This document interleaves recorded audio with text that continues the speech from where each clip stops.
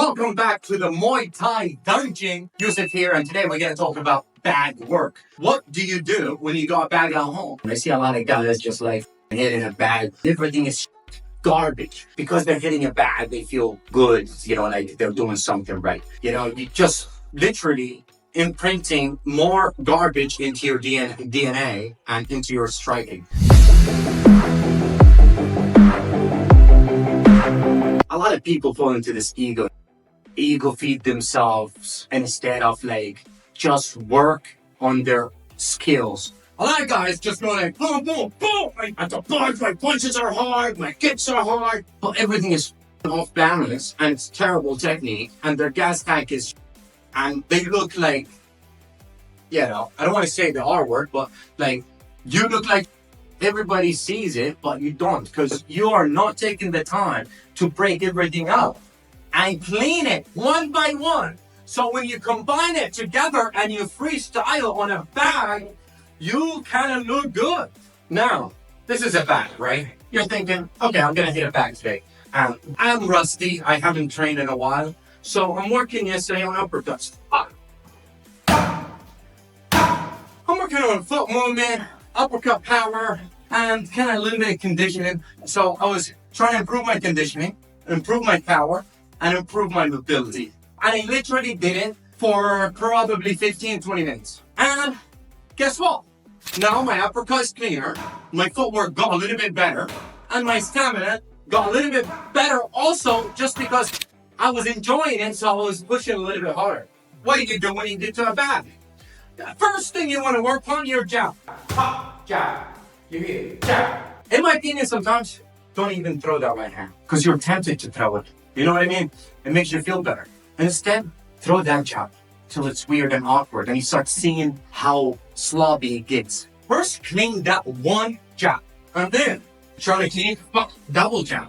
Your hand covers your head. Your feet, pop, pop, in and out. Sometimes you go from the outside. It's like power jab push. Pop, pop. You see? I fell into my own thing. Just take one thing. Clean it up. 15 minutes. Let it be boring.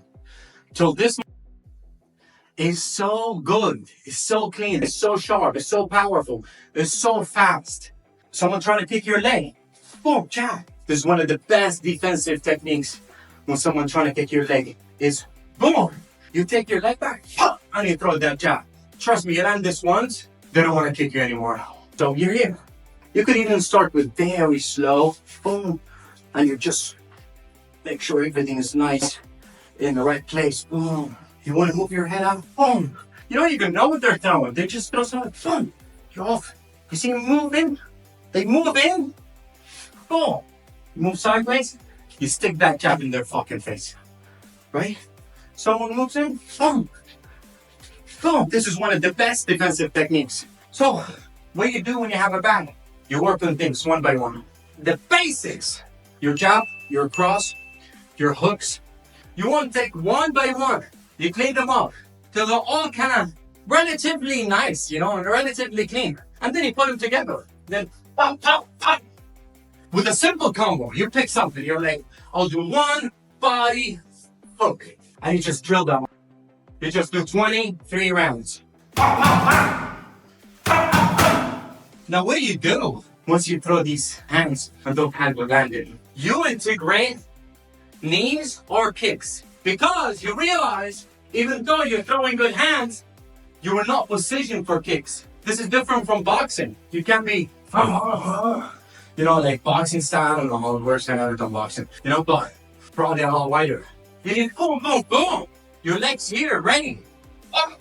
Then you see how you can put a combo, a Muay Thai combo. What is a Muay Thai combo? You start with your hand, you finish with your leg. Or you start with the leg, you finish with the hands. You start up, you finish down.